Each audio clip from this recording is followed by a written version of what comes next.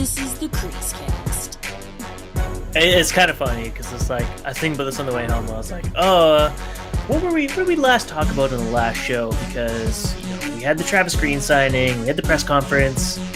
I know there's something that happened with the Canucks, right?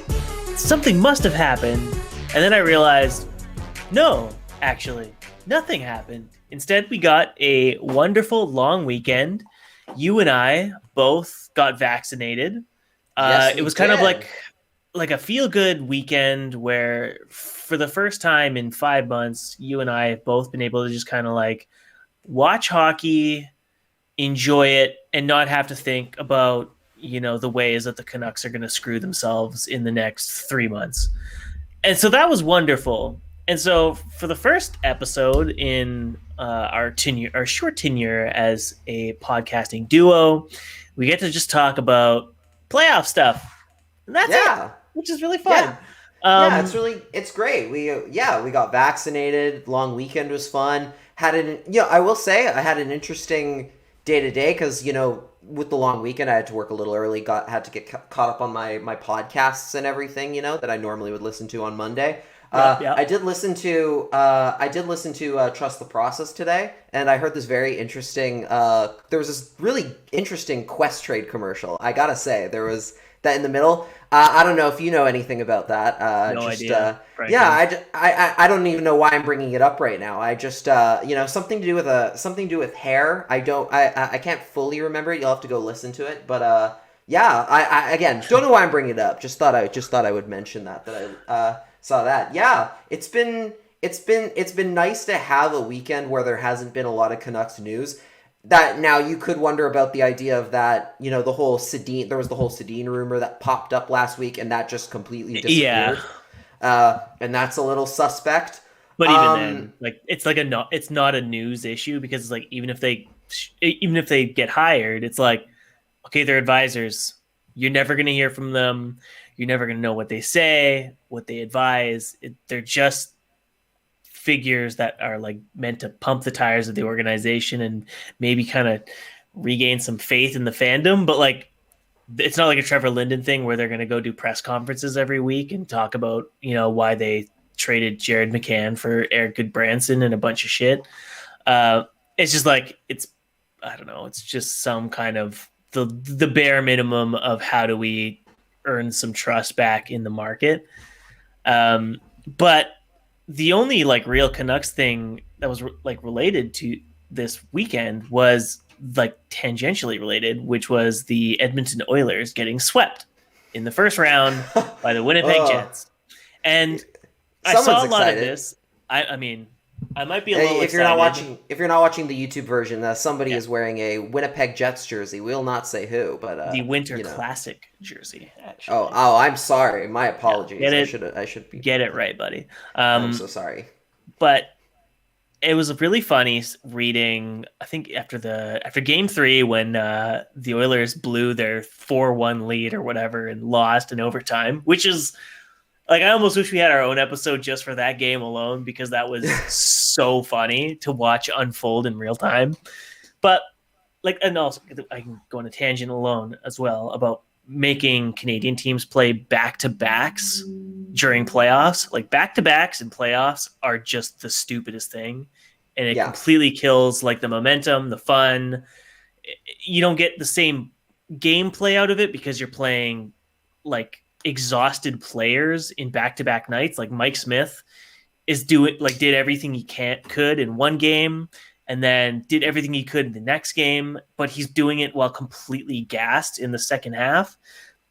Anyway, as it pertains to the Vancouver Canucks, I saw so many people in this weekend being like, ha ha, take it, Coilers, couldn't do anything with your star players. Look at the guys they've surrounded with them. Or surrounded McDavid and whatever. And it's like, you Canucks fans realize this is the Vancouver Canucks, like, in 2 years if they keep making the same mistakes. Like, this is the path the team is on right now. And it's going to just, like, completely bite you in the ass if you're, like, making fun of Oilers fans for exactly what is pretty much affecting the Canucks right now. two really good, or more than that, 3 or 4 really good players that are basically hamstrung by a bunch of awful contracts.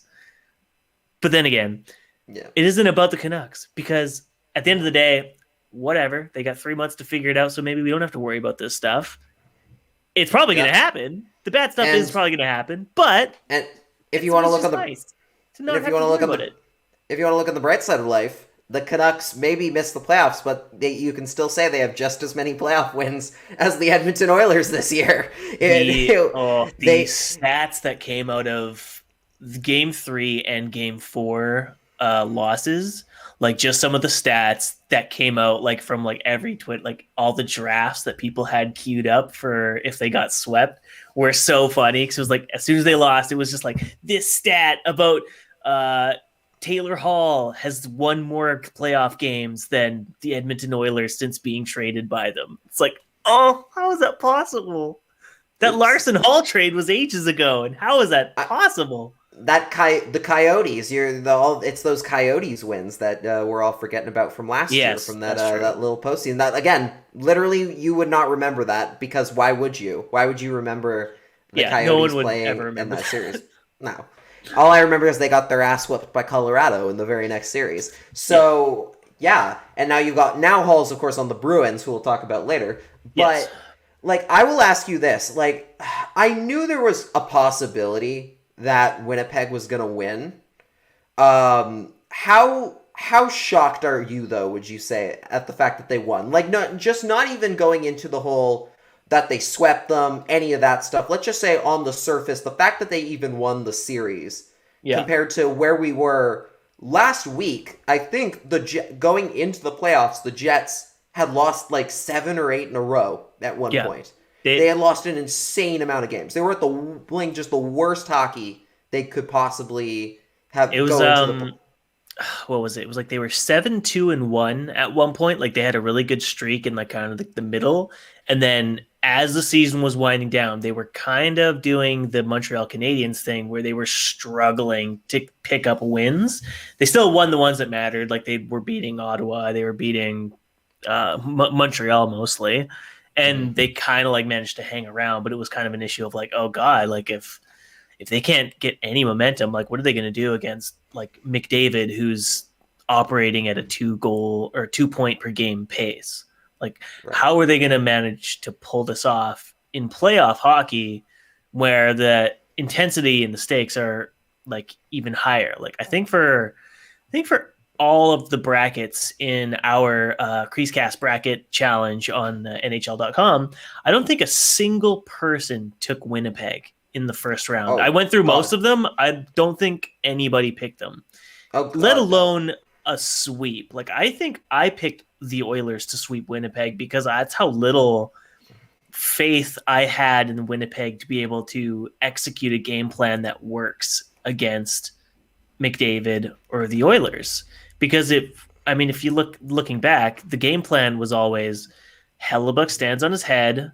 Hopefully Ehlers comes back. They curb the slump that they're on, and they somehow, with a defensive group as bad as theirs, shut down the arguably two of the best players in the NHL. Yeah. That's a lot for one team. And by the way, do it all within the same 4 or 7 games. Do all of those things. Totally. And right after the fact that during the season series, I believe they lost 7 of 8 to Edmonton, and they had just absolutely I don't think there was any other team, even including the Canucks, that McDavid just went off on more than the Jets. I think they lost 6 straight to Edmonton, I believe. They were heading into the team that McDavid and Draisaitl specifically, I believe, beat up on the most, even more than the Canucks or the Senators, I think, to that matter. Yeah. And then the Jets completely turned it around. They completely figured it out. I will say you mentioned the brackets. If you remember when we did our brackets, I had filled out, I had put Edmonton to win the North at the time because I thought maybe they could find a way to upset the Leafs. Yeah. And then but then I think the Saturday night or like the day a couple days before the Canucks played the Oilers, the Canucks won, and they won pretty convincingly. That was like that last game where Thatcher Demko just stood on his head. Yeah. And I remember as soon as I was seeing that Smith game, looked I'm like, awful, yeah.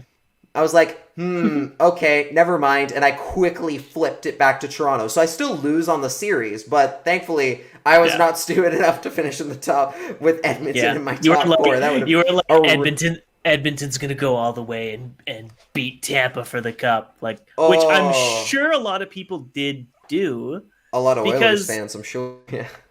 I can see why, right? Because like on paper, Winnipeg doesn't have good defense. Like their defensive groups are just like a bunch of people who don't produce, and then Neil Pionk and Josh Morrissey. They don't have the depth whatsoever when stacked up against like an Edmonton Oilers group. And then they lost it all so weirdly because they used to have a really stacked defense. Like Tyler Myers was a lot better when he was a Jet. He was pretty decent at the time. Obviously Dustin Byfuglien was a huge part of that. Dmitry Kulikov. You go down. Who am I missing here? I'm missing Jacob Trouba being the big one. Trouba. They had and they had them when they were good. That's the thing. It wasn't like they had. It's not like they had current Tyler Myers where like you're basically hoping he just doesn't embarrass himself, but he was paired alongside Byfuglien at times, alongside Kulikov, like basically like which was perfect. A revolving door. So he could be crazy, but he had like someone who actually knew what they were doing on his offside, which was helpful. that defense was incredible at one point, and then they just kind of lost it all in just the weirdest way possible. All at once. And now I think last year they had the most inexperienced defense in the NHL, like top 6 in the NHL. This year they're obviously a whole year older, but still not like necessarily absolutely top notch. Dylan DeMello had a very big series for Winnipeg in terms of like he was tasked a lot with shutting down McDavid. He did a pretty good job at like getting into like shooting lanes, just keeping McDavid to the outside. Just the opportunities that McDavid was afforded during the regular season just weren't there this time around. Now, one of those plays was a questionable knee-on-knee hit, and that's something worth discussing as well, is just the fact of a lot of people bringing up the very obvious fact that McDavid got no help from the referees. Absolutely did not draw a single penalty in 4 games. And that's not good. Like, that's just not good. Like, as much as, we do like to make fun of the Oilers, and we like to, like, it's here in Vancouver, we just, it's a little bit of a, we want everybody to be as sad as we are club kind of thing. Exactly. It is a huge load of BS that you have a star player like Connor McDavid, whose whole thing is speed and and his ability to just blow past defenses and get great scoring attempts, where he was literally just getting grabbed and like knocked over in just completely brutal ways and not drawing any penalties. They weren't giving him anything. The clutch and grab was like late in the regulation time. They were still calling some penalties. Of course, none of them were against McDavid, but it was always like clutch and grabbing on Nugent Hopkins or Yamamoto or whatever. Like they were actually calling those, but like whenever McDavid entered the zone and he actually did have speed, you would have 3 Winnipeg Jets players collapse on him. One of them would have the phantom, oops, I'm tripping because I hit him so hard. I'm going to knock him over and ruin his chance, but it was an accident, so he can't call it. And it got so much worse in the overtime periods because there was just blatant disregard for what interference is, what tripping is, what holding was. Dom Lucian had his article come out in the Athletic today, where it was basically like the refereeing is a complete joke. And if you were watching any of those games against McDavid versus the Jets, like you can't disagree. 8 games dating back to the series against Chicago, he hasn't drawn a single penalty, which is if you watched him play in any of those series, you could show any clip of him getting hauled down to the ice while cutting through the neutral zone, cutting into the offensive zone. You'd be like, surely he drew something off of this play. And there was a lot of times where I think Mark Scheifele, like several times, would get his stick in the hands of McDavid as he was cutting through the neutral zone, or like straight up go for a hold, and he would like take a stride off, look back, and just watch the ref for the entire stride because he was expecting the call to happen, and it never came. And obviously there's some gamesmanship in there where it's like Paul Maurice knows playoff hockey, clutch and grab is usually, it's allowed. Like refs put away the whistles at times, and they only really call stupid shit like delay of game or blatant hooks that like thwart breakaway chances. Like the calls really do not come during the third period or overtime. It's just game management shit over and over again. There was an instance where there was a blatant over-the-glass play by Darnell Nurse, and for whatever reason, they didn't call it because they were already on a power play. But it was like, it was blatantly an over-the-glass penalty. So it was like just the game management side, as we already heard earlier, when they fired, air quotes, when they fired what's his name, when they fired Tim Peel, and they were like, oh, it's because he was caught on camera saying, I wanted to call him earlier, which everyone knew happened. And you watch this playoff series with like Jets Oilers, and you're like, okay, it's just game management. They called everything in the second period. It was like 4 or 5 straight power plays for Edmonton. They scored once, which, kind of important.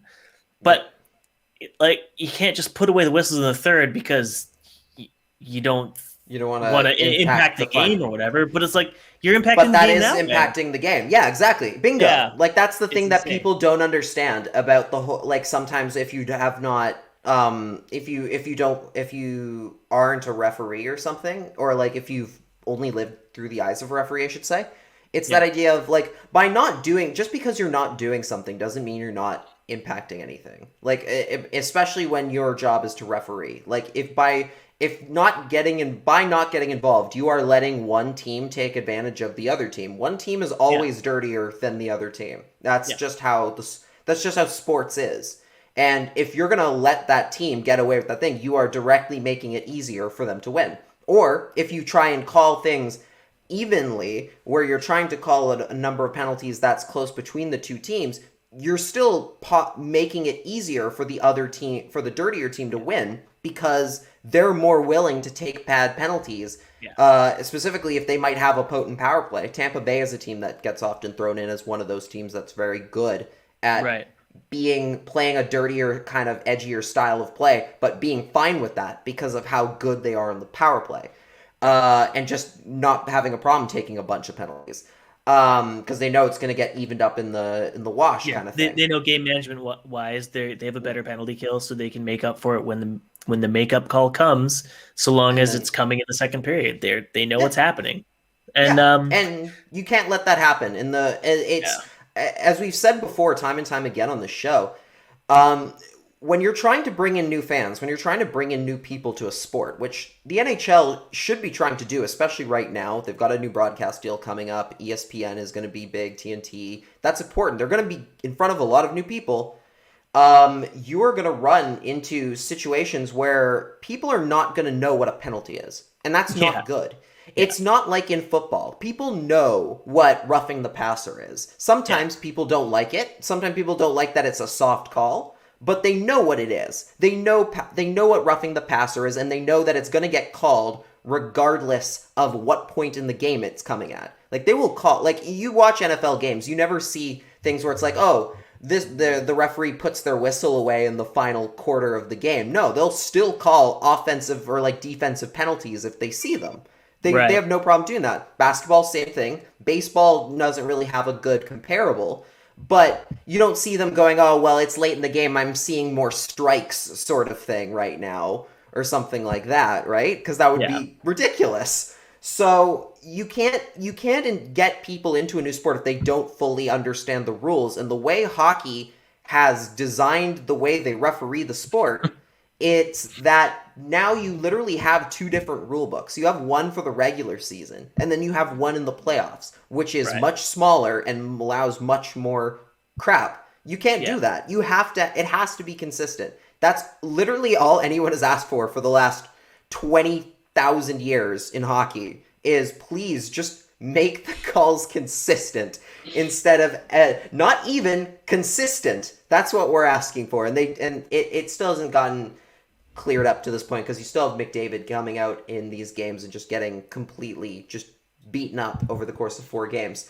But of course, if you ask certain people, they will tell you it is his fault and he's not doing enough. Yeah, Pierre Maguire on TSN 1200 in Ottawa, of all places to call, said that it's time for the Oilers. It's time for the Oilers brass to have the Scotty Bowman, Stevie Yzerman talk with McDavid, sacrificing some offense to play a more complete 200-foot game, which might be the worst take of like the whole McDavid saga with the Oilers, that he needs to be more defensive. It's like, what was it? Someone said with McDavid on the ice, scoring chances and goals for something were plus 88 with him on the ice at 5v5. When he is not on the ice, it is minus 188 against. How the fuck is McDavid back checking a bit better going to make up for that? It's not. Yeah.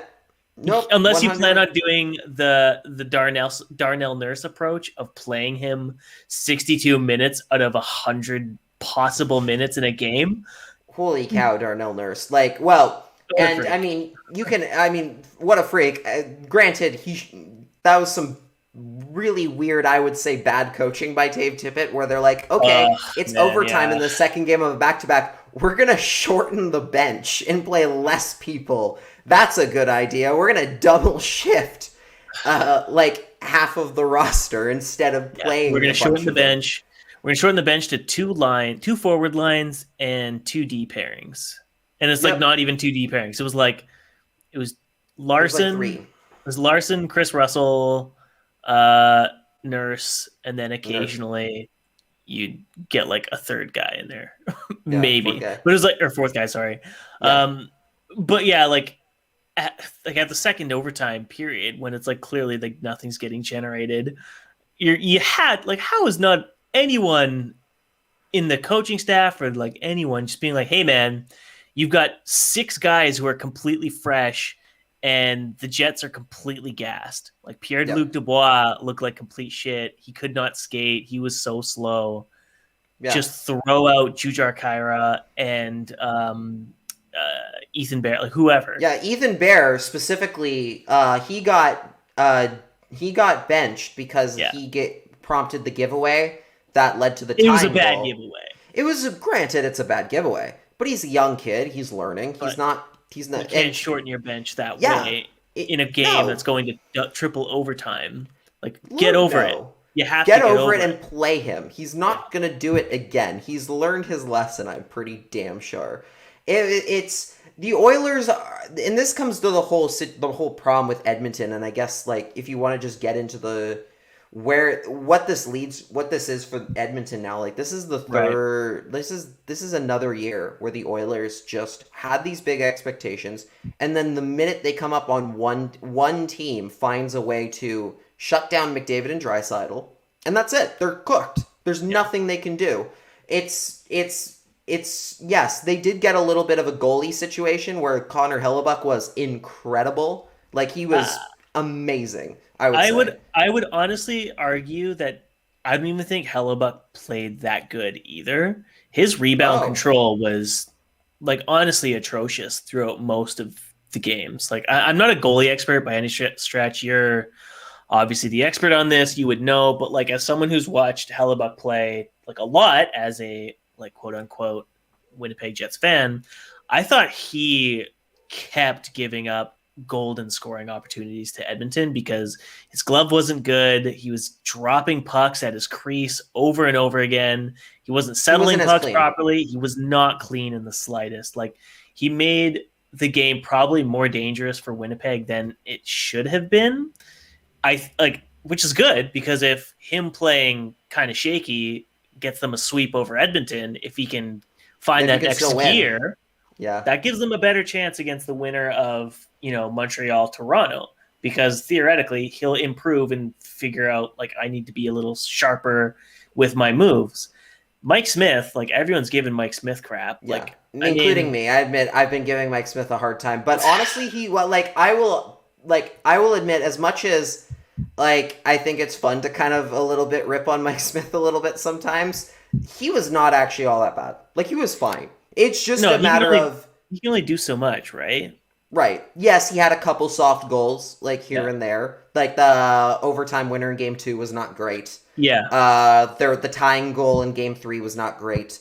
But, again, how much do you chalk that up more to the Oilers not going out and finding a more stable starting goaltender, rather than Mike Smith not being good enough, not playing badly? Because he wasn't playing all that badly. It's mostly just the fact of literally they lost the goaltending battle because they came up on Connor Hellebuck, who is one of the best goalies in the NHL, definitely at least top 5, and he wasn't, even when he's not playing all that badly, he's still an incredible goalie.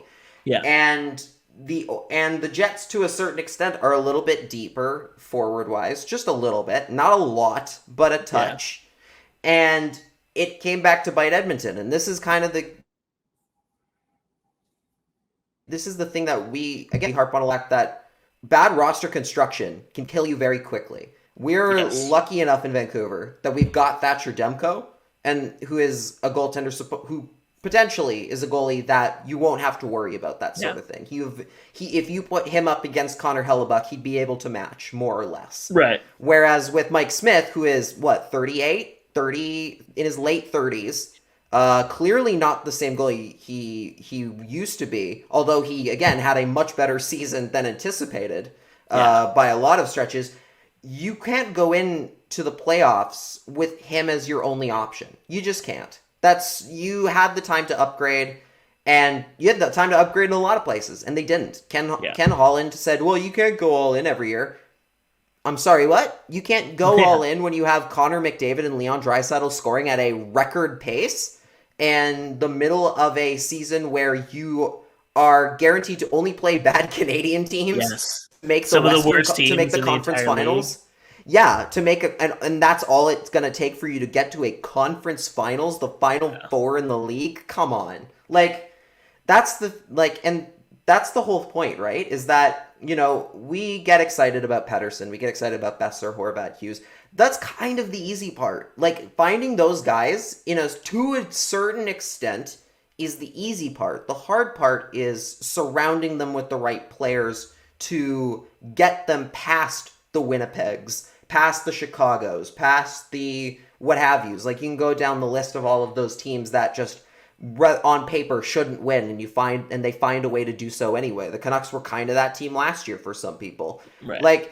You need this. You need to surround those players with the best supporting cast you possibly can. Otherwise, you're not going to win, because there's always going to be a team who's built more strongly than you are. You have to find those guys, and the Oilers haven't done that. That's why they lost. Yeah, I mean, I kind of understand like where Ken Holland's coming from too, where, you know, he wanted to go for Jacob Markstrom. Like apparently the same deal was on the table, but like I guess like Markstrom was like, no, I'd rather go for Calgary or whatever, which, you know, it's to his credit. But the fact that they don't have any follow up outside of that, it's just like, well, Mike Smith round 2, like maybe that'll work. But in a year when the Canucks are like completely falling out of it, Ottawa is still awful, Montreal is God knows what. If you're Ken Holland at that trade deadline, you should have been trading or like making some kind of deal for like a reliable backup, so you're not depending on a 40-year-old goaltender who's playing out of his mind, or at least on a second game of a back-to-back. You should be able to have someone capable to play that fourth game, or the third game, depending on how you're feeling. Or get yourself, you know, like some forward depth that can actually slide in and not spend the entire game on the bench. Yep. Like, yeah. like 100%. the Jets' depth is like pretty much like a bunch of like old people and like rookies, like Jansen And Mason Harkins, Appleton. Matthew Perrault. Like, I mean, like Mason Appleton, like was actually unreal for the Oh yeah, he Jets was in that very good. series. Like he Yeah. was like I made the joke like he was Cole Castle. He was Winnipeg's Cole Castles because every time McDavid was on the ice, Mason Appleton was out there too, and he was generating more shots at 5v5 for the Jets than McDavid was for the Oilers. So it's like, okay, Mason Appleton had himself a pretty good series. He had a couple goals, had some timely points. Like that's a pretty good series for the guy. But Kyle Connor was very good. Scored the series winner. But if you're Ken Holland, you can't possibly be in year 3 or year 4. Is it? I think year 3 of McDavid's current deal, and you have nothing on your third or fourth lines that can match Mason Appleton. Like, are you kidding? Come That's on. terrible. Like, that's awful. And then, so this just makes me think of, the whole Canucks situation where they're saying they want to be aggressive in the offseason. I'm like, okay, being aggressive for Peter Chiarelli created the dumpster fire that was the Oilers for the last years, where they were hamstrung by cap commitments to players that generated and provided nothing for the team. Milan Lucic was supposed to be like the future in helping build like a perennial cup contender. Yeah. James Neal was on the Oilers. James Neal was traded. Yeah, it was part of the Lucic Neal trade. Yeah, they did a flip, which was a bad deal at the time, but apparently Lucic ironically kind of worked out for Calgary. yeah, Lucic actually like turned it around, which is like just so funny in hindsight. I think playing under like less pressure because he wasn't the guy they signed. I think that had to help. Sure. Like it must help when you're not like again because it's about that because that insane contract they gave him. Remember the Canucks wanted to give him a contract like just like that too, and he chose the Oilers. You're trying. They have definitely done some. They've made their own messes where they tried to get too aggressive or they let go players they shouldn't have who were kind of helpful. Or because they didn't have the cap space to keep them. Like, how much do you think they wish they still had Patrick Maroon right now instead of like Lucic or something? Yeah, probably a fair amount. Like, to Ken Holland's credit, like I think he's done a good job in the past 2 seasons trying to get away from the money that was tied up in the Chiarelli years, which is like a hard thing to do, and a lot of that is basically just like sitting tight. But some of the moves that they did make, like they traded how many picks and pieces for Andreas Athanasiou, and they got 11 games out of him, and then a playoff series that went about as awful as it could for the Oilers. Well, until this one. So like the actual like player acquisitions he's made to try and like get around like their cap concerns so that they will have money freed up eventually. They didn't really kind of gel, and they weren't like really the best bets. It's like the exact same issue with like Jim Benning, right? It's where he's committed the cap, and then the bets that he's also made on top of that cap commitment have all never worked out. And they keep elongating the process. It's just wheel spinning, right? Like, I was thinking about this on, I think the drive home or the drive into work. I can't remember now. All these days kind of run together. Yeah. But I was thinking like in 2 years, say he goes all in this offseason to try and just make it to playoffs, and then we'll see what happens, guys. Maybe we'll make it. We'll pull the Winnipeg Jets and beat the second best team in the league or second best team in the division. Yeah. Then what money is he spending on the free agency class to get there? And then the following year, when they don't make the playoffs because the team is bad and everyone's a year older and they don't have the money to save their defense again, they don't have the money to reinvigorate their bottom 6 again. It's just wheel spinning. And I don't know if anybody wants to look back in 4 years at the end of Pettersson and Hughes' next bridge deal and be like, wow, it's like the Bo Horvat thing. We're looking at their 500th game in the NHL, and they've got nothing to show for it because they were just spinning wheels the entire time.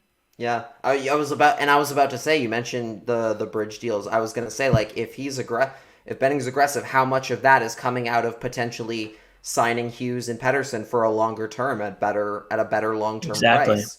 Like, Yeah. that should be like, you should be the Canucks should have been able to, and should have been able to basically do what the Oilers did with Connor McDavid. The one smart thing that they have done in this Yeah. timeline is they went to Connor McDavid correctly and just went, here's a blank check for Here's 8 years. the money Here's in all of the literally years. here's literally the highest, I think, close to the highest amount of cap percentage you can take. Have fun with it. Good, like, you are here for the next 8 years because of course, why wouldn't you? With And the they Canucks negotiated before his ELC was up too. Like they yeah, were smart. They were proactive about it. At the time, people were like, "Oh, it's a lot of money." Same thing with and Leon Draisaitl. They were like, "Oh, it's a lot of money to give up to some kid." And now they're laughing because they're getting yeah, more value out of those two players than what they're signed for, which is yeah. insane. Dom Lucian had the thing today as well. Like, this has been a big, very pro Dom episode Yeah. today, where it was like, because again, some people are just nuts and think, and are like, Connor McDavid's making way too much money. Particularly, Yeah, what? I noticed there were some of them coming from like Pittsburgh people, which is like, really, you're gonna, You guys? Crosby did the same thing. Like, Yeah. come on. Where it's like, and then Dom posts like, he's actually, in reality, he's probably worth closer to 19 million a season for what he provides, which is incredible. Unbelievable. Just unbelievable. I mean, yeah, he should be able to make that much money, but you get why it's not there right now. And where it never probably will be in his time. It's just, that's the kind of thing that the Canucks haven't yet figured out, is just at the very least the Oilers have their future core locked up and they can figure the rest out later. That's the one good thing they have going for them. The Canucks are nowhere near that right now. They're not even close. Like, outside of Besser, maybe. Like, that's kind of it. Unfortunately for the Oilers too, is that their core right now is two of the best players, but they've got nothing else locked up.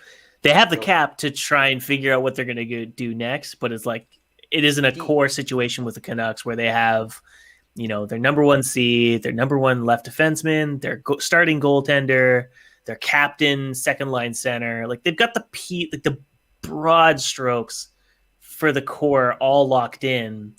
But yeah, you sign those bridge deals, insulating that core with people that aren't going to be more of the Sea of Granlund is a tall task for an organization that has basically spent almost 8 years now proving to the world that they don't know how to do it.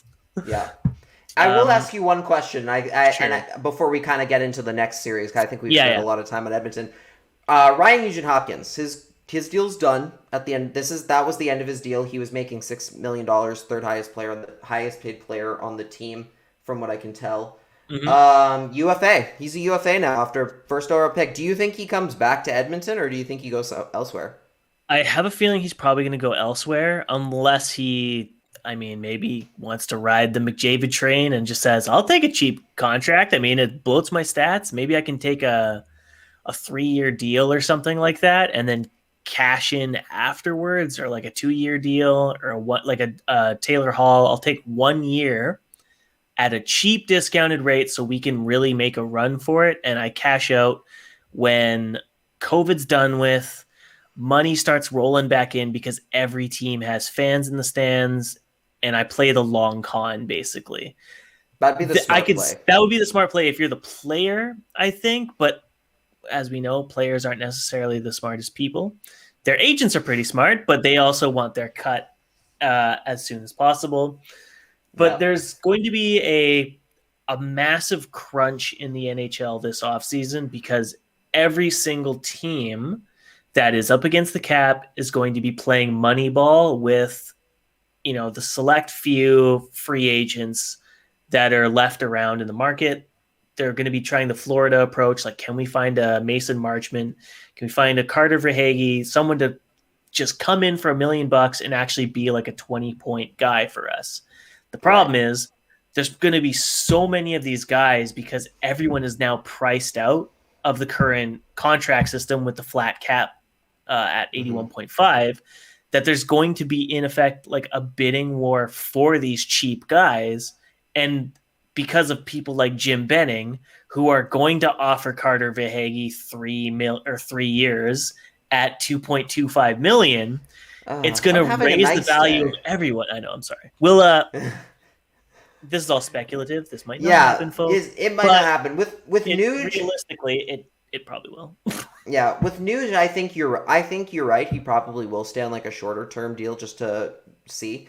In a way, it's almost nuts that we're even talking about it in that sense, where like the fact that the Oilers still have to like beg people to come play for their team is nuts, considering what they have. Like, people should be willing to take discounts to play for your team, like because you have McDavid and Draisaitl. Yeah, like I will, like, seriously, the Leafs don't have that problem, right? Like the Leafs don't. As we kind of transition into the Leafs, like, you know, there are other teams in the league that people will easily take like less money to play for your team because they like the makeup and they like the group and they, you know, and I get that, you know, Edmonton's not necessarily like like a superstar major city or anything. But when you have the two of the best players in the entire world, it should be a lot easier for them to recruit players than it seems to be to play alongside those guys, in theory. And yeah, it's just it'll be interesting to see if Nuge comes back. I think he will end up I think he'll go that route. And I guess from that point, let's just get into Toronto, I guess. Yeah, let's segue from this Oilers Jets talk, because we have quite a few other series that we wanted to get into. Next one being one of the series that has been kind of one of the more boring ones of all of them. But as you were saying, I'm not going to steal your point, although I could, since I am the one talking right now. I could easily steal your point that you were making when we were talking before we started recording. Sure. Go ahead. So why don't you? No, I'll leave it to you, because it's a very good point. Just for why this series feels very low key and kind of deflated. So, I mean, I think there are a couple different reasons why that could be. I mean, I think some of the series we've seen so far, like outside of Canada, have been really, really good. And we've seen some incredible hockey from some of those, and I think that's part. I definitely think that would be part of it. But I think I'm not alone on this. I feel like there's a lot of people, but I think that, you know, you start off game one with that nasty Tavares incident. I think that kind of took a bit of the fun out of it. Like, I think that immediately just kind of put that, like, it put out some bad vibes, you know? Like, it's not this, it hasn't really felt like the same series. I mean, we knew that Toronto was very clearly, very easily the superior team to the Canadiens. And yet, even though the Canadiens ended up winning that first game, like, and making it what could have been an interesting series, the Leafs very quickly just swept in. The hockey hasn't been all that entertaining. It's been just kind of meh.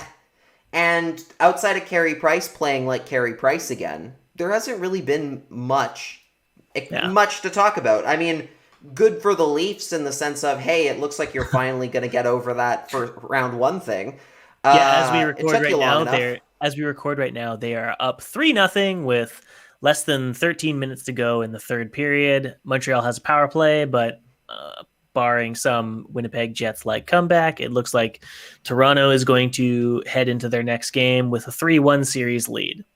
Yeah, and Montreal's just looked flat. Like, I don't think there's any. I mean, I don't think there's any sugarcoating it. They just look flat. They don't look that good. They're just clearly not that good. Yeah. Outside of, you know, Tyler Toffoli and Josh Anderson with the occasional good play, like, what is there left to do for them? I mean, we could get into the fact that, like, okay, the first two games, I believe, or at least the opening game. Yeah. Dominic Ducharme, who, by the way, is not the actual official head coach, I don't believe. I believe he's technically on the interim tag.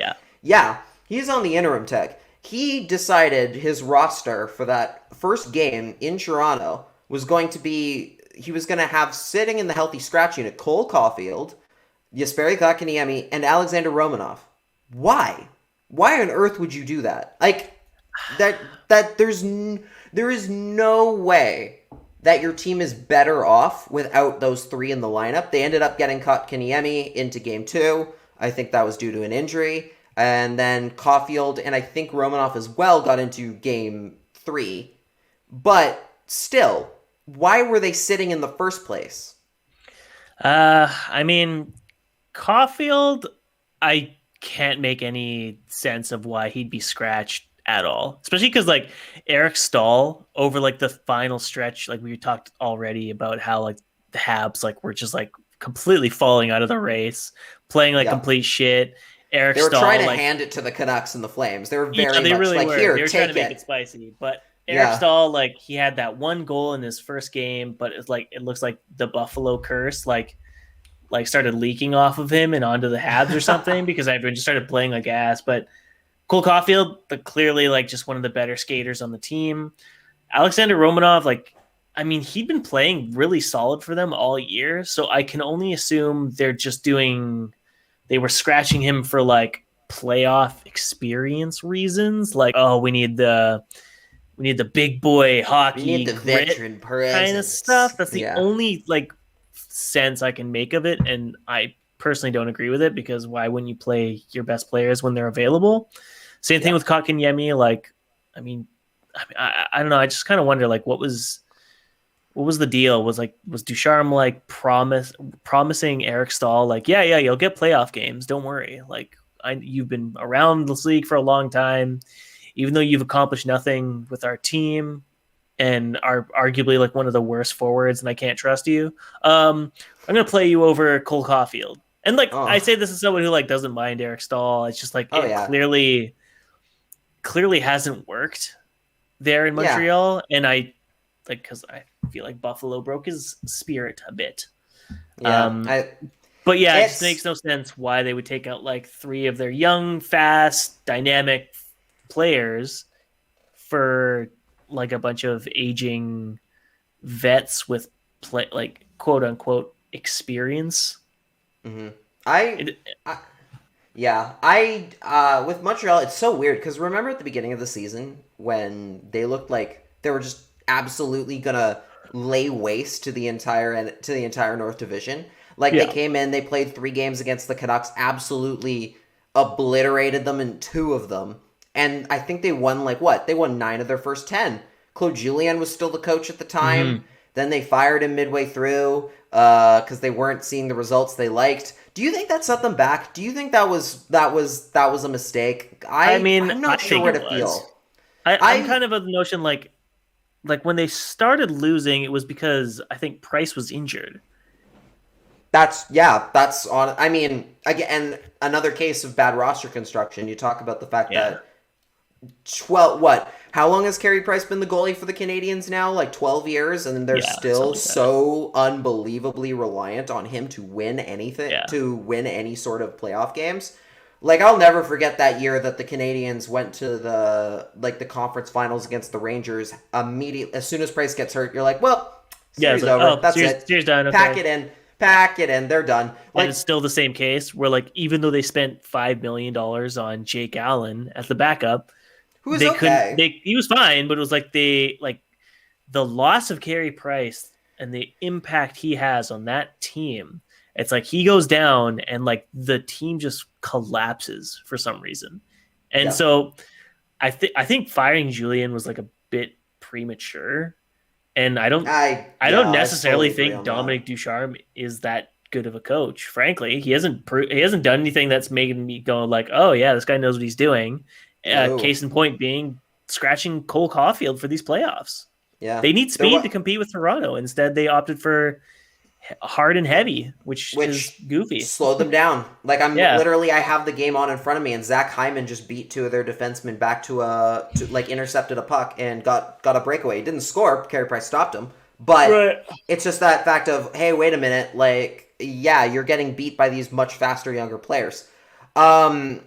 With Montreal, I don't know if you noticed. Did you notice in Game 2 that situation where like there was that coach's challenge?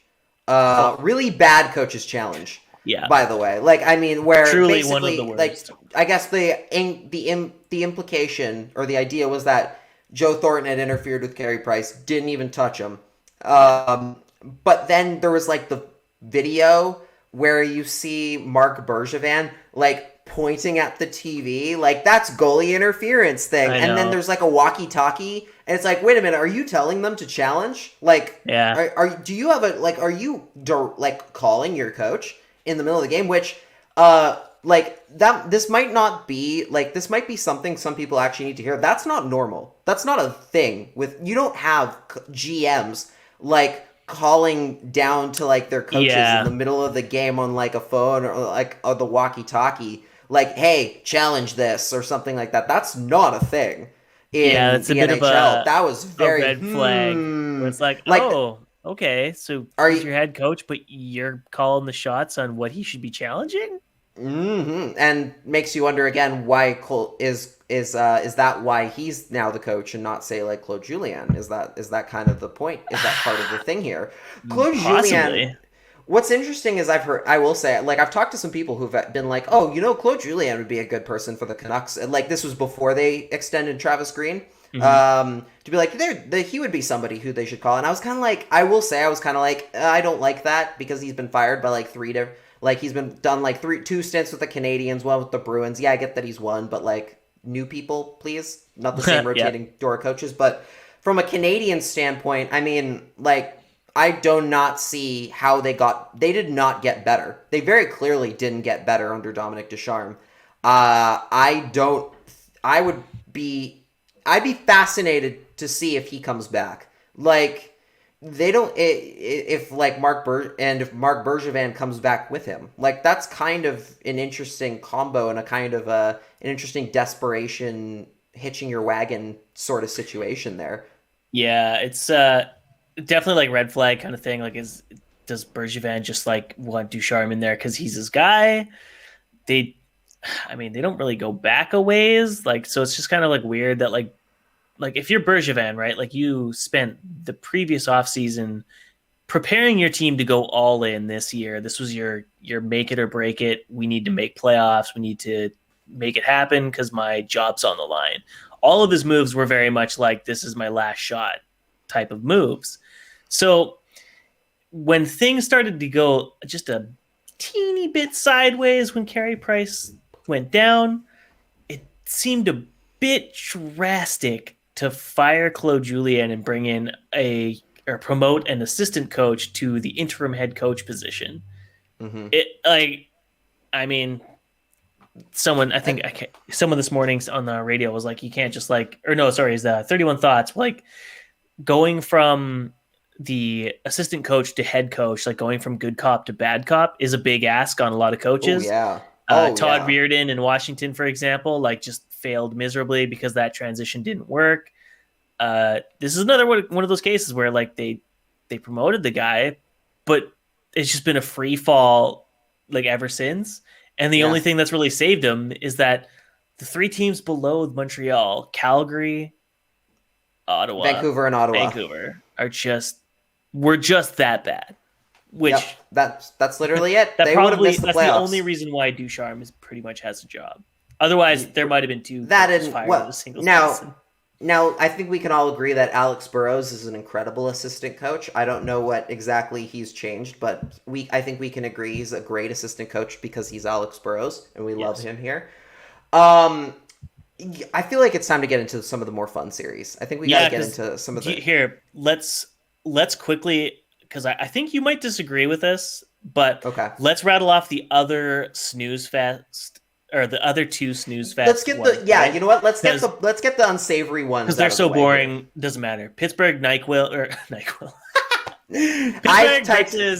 I typed NyQuil into the thing instead of the Islanders because I'm funny. In my head, I knew to say New York Islanders, but it was just easier to say NyQuil. But yes, Pittsburgh, New York Islanders, unfortunately, is a tight series. I think New York Islanders are up right now because Tristan Jarry decided to end a game early and go home. He was like, you know what? I'm good. I've played enough today. It was. I will say, I think Tristan Jarry is fascinating to a certain extent. Matt Murray, like, people are being like, he's just Matt Murray again. I actually think he's more interesting than Matt Murray, in that Matt Murray was kind of a like I would argue is a very boring goaltender, generally speaking, like in terms of like the style we've he talked plays. about this on It's the show very, before, right? very technical, but also, and is a little bit, but it's still accident prone in terms of like when he's playing. Tristan Jarry is basically an 80s goalie in the 2020s. It's incredible to watch. Like I they have just never taught him the seen butterfly position, and he's like, "Oh, yeah, sure, I I'm guess literally I can do like, this." I'm like watching. I'm like, oh, is that Tim Shovelday? What the? He's like, is that John Garrett in net again? Let's go. Well, actually, John Garrett was a very good goalie. He was an all-star, actually. Yeah. Tristan Jarry in that last game, just literally, I watched the replay multiple times on that overtime goal, and I see what he's trying to do. He's trying to pass down behind the Islanders guy coming like closing in on him. There's I think it's Kasperi Kapanen is coming in behind, like trailing. Yeah. But in that play, when you're the goaltender, what you're supposed to do in that situation is just you either put it into the corner, you put it out of the danger into the corner, or you just put it behind your net and let your defenseman, the other guys deal with it. As soon as you see that it's coming, you just put it literally somewhere into far out of the danger, right? Yeah.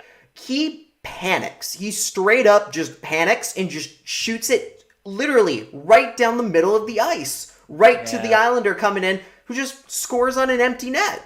And I'm like, oh my God, like that is such a panic move. And literally just cost them might cost them the series because they haven't done and the Penguins haven't been, I would say, bad or anything in particular. Like, just Tristan Jarry has just had multiple occasions. Yeah, multiple times where he's just kind of blown up at a bad time and just kind of imploded. And oh my God, it's not good. Like, he's not trustworthy right now. It's not good at all. I cannot believe he did that. Like, I've literally watched it multiple times. I'm just like, why would you ever make that play? That is it is just an absolute gift. I feel bad for him. I hope he comes back. 'Cause I actually I think he's an interesting goalie. I think he has potential. It's just, again, literally just an 80s goaltender. Like, literally just sometimes looks like he's completely out of his element. And he's like, again, like you said, he just looks like sometimes he's just learned the butterfly or how to play the puck in a safe way. I remember when Markstrom was just coming into his own in the early, like when he just got the starting reins. I remember there were a little bit in the early going where I remember him it was one of the few times that I've ever been nervous watching an NHL goaltender, just because he was learning and you could tell that he was making mistakes that, seasoned guys don't make. Yeah. That's kind of what I get from Jarry, is he's just kind of a younger guy who's still really learning. And there are a lot of cases where I literally just kind of, as a goalie parent kind of thing, you just watch and you're like, oh my God, no. And you're having a heart attack every time they touch the puck. That's kind of what I see from him. I hope he finds a way, because again, he's fun. He's kind of fun. But God, I hope the Islanders don't win. I really need Pittsburgh to come back. It's not looking so hot. It's not looking so good. Not at all. Jeff Carter's been okay though. Jeff Carter has been surprisingly good for Pittsburgh, and Crosby as well. And Chris Letang. Chris Letang is leading their team in points, which is good. so funny because it's everyone's been writing every year. Everyone writes off Chris Letang, which is fair, injuries and whatever, has hampered his defensive ability, but still always a 40-point guy, which is always just really funny to me. But enough of that snoozer of a series, and on to maybe a bit of debate on this one, because personally, we're going to go to that one. Okay. I have not been able to watch or sit through an entire Minnesota-Vegas game. Because this is not a debate. This is a good one. This is fair. Oh, okay. Because we had the debate on Carolina and Nashville. Yeah, that one we'll get into a bit. But this is a good goaltending battle in the sense that Marc-Andre Fleury is doing very well. The Vegas Golden Knights are throwing everything but the kitchen sink at Cam Talbot, and in the games that Minnesota's won, Cam Talbot has been unreal. And the games that they've lost, the Minnesota Wild just forgot to score, or couldn't outscore their problems. It's and not then they won again. And then they won. It's just not terribly interesting to me. This series is like, yeah, there's a lot of skill going on, but it's basically Montreal Toronto, where one team is clearly probably the better team, but the other team is getting like unreal goaltending and making it a series when it maybe shouldn't be a series. Yeah. But your thoughts? I mean, we talked about, Edmonton not getting a lot of great, like not necessarily having a game breaker goalie. I mean, I don't know if they ever looked into Cam Talbot. He's not bad. The Oilers should look into Cam Talbot. I don't know if he's ever played, if they have any history with him or anything. Seriously, literally, how many times have I used Cam Talbot as an example of, hey, don't overcook your goalie. He might not be terrible if you didn't. Here don't it is. Sell that quickly because of one bad season. Yeah, and maybe one bad season largely caused by you overplaying him in the previous one. You'll play him 72 games. Yeah, bingo. Amazing how that turned out. Like, literally, him and Kakkonen, I think, was the rookie for the Wild this year, the rookie goalie for the Wild. Like, they were able to, give both goalies a good amount of time. Talbot's taken over as the starter in the playoffs, and he's done incredibly well. Like, he has been a huge reason that they're in this series. I think he had a shutout in the first game. It was a 1-0 win. Fleury has been very good. Every year, people want to write off Fleury and are ready to be like, yep, he's cooked, he's washed. And then every year he comes back. Like, you have not been able to get, like, remember when the Penguins let him go? The Penguins gave up picks to get rid of him in favor of Matt Murray. Whoops. And now they have him and Robin Lehner. Wasn't there the whole thing, though, that Marc-Andre Fleury was like, they're going to lose someone very good and part of this core, so I might as well waive my no trade clause because they're clearly moving in a different direction with Matt Murray. So it was kind of like a mutual agreement. It wasn't like they just like gave them up for nothing, but they did. But yes, you know what I mean? There was some more to it. They could have they could have not done that because again, as I've said many times before, I was pretty darn sure Fleury was the better goalie than Murray at the time. Yeah. And I was like, you're making a mistake. That's a bad call. Don't do it. And they were on like the cup high, right? They're like, well, we just won with Matt Murray, so if Andre Fleury's gonna sell or wave, then we got to do it. We got to do this. This is the perfect opportunity. And it's like, Fleury's a playoff choker. He'll never do it. And then immediately took them to a cup final the very next year. The Knights to the cup final. Whoops. I mean, I will say that, and this is all I have really left to say on this series. I mean, the Knights are probably still going to win, and that's fine. That's to be expected. But, in all of these uncertain times that we've been having, like, is it not like a little bit relaxing and kind of relieving to see the Wild back to playing boring hockey again? Like, that's feels so normal. Like, it's normal. Normalcy is coming back with the Wild back to being as boring as they possibly can be outside of Kirill Kaprizov and Cam Talbot. That's all they got. You know that meme where it's like the guy robbing someone at his car? It's like some old guy. And he's like, this is bad news for you. But it's like the meme is like the Minnesota Wild. Like, you thought we were exciting? Surprise. Back to being boring. That's exactly what it is. Because they were so fun. I mean, obviously, like this, they're still fun, but it's like, it's because Kaprizov is obviously in his first playoff series. He's adjusting to what we've already discussed earlier, and the whole clutch and grab just basically being completely okay. Tripping, holding, that's all completely fine during playoff hockey, unless it's really egregious. So their most exciting player is struggling to adapt to playoff or NHL playoff hockey, and he kind of broke out in their most recent win, when he finally got on the board with a goal. Maybe that opens the floodgates where he's like, oh, I realize what I need to do now to succeed in the playoffs, and they get back to being fun soda instead of snooze a soda.